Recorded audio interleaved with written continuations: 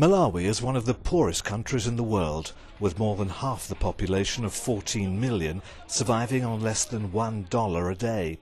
It's also caught in the middle of the HIV/AIDS pandemic. Its maternal mortality rate is one of the worst anywhere. Around 1 in 100 women die in childbirth, compared to 1 in 15,000 in the West. About 1 in 8 children die before the age of 5, and life expectancy here is a mere 38. Supermodel Tasha de Vasconcelos, who was born in neighbouring Mozambique, has now turned her sights to helping the children here. She set up a foundation called Amor, which is already making progress. In my career, I've been so fortunate, and that has given me a platform to be able to help. The maternal mortality rate is alarming. The amount of deaths from childbirth is not a joy now in Africa, which breaks my heart. And we need to focus on the mothers. We need to focus on the children, because that's the future of Africa. We're saving lives. We've only just scratched the surface. And even if I'm not here, Amor will continue the work that we've begun. During her visit to Malawi this week, she was given a special welcome by the local villagers of Damasi, where Amor is building a new maternity hospital. They were welcoming the arrival of a 20-ton shipment of medical equipment and supplies.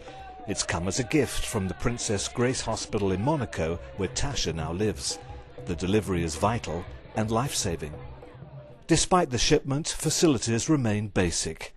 Here in the postnatal room, beds are limited, and this mother was only able to recover on a blanket on the floor just hours after giving birth to her child.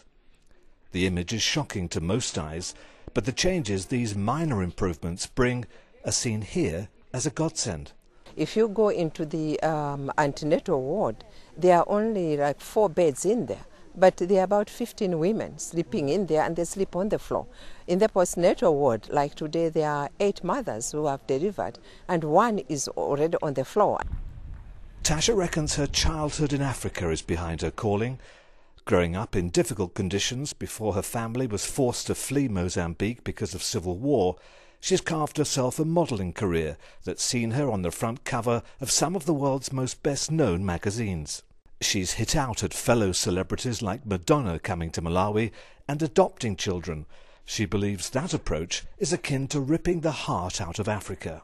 I'm ashamed and shocked at what Madonna and many celebrities have done in that way.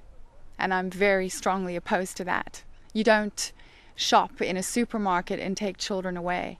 You help Africa in Africa, and you leave the children to live the beauty of this country.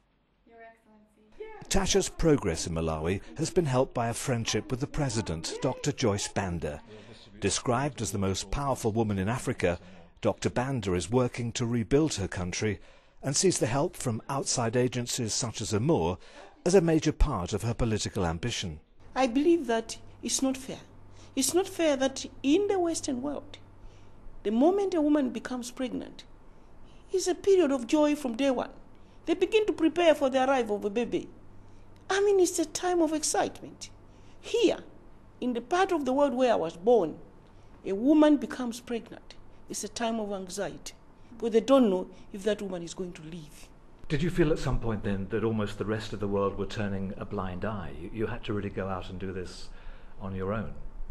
I have always said that it is very important that Africa must do things differently. Here, poverty has a woman's face. HIV and AIDS has a woman's face. And as if that's not enough, women are dying giving birth.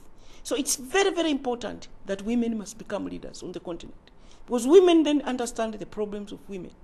And so for me, becoming president, I had to look for the issues that are otherwise ignored to champion, because I have a moral obligation. I am a woman leader, and therefore I must do things differently.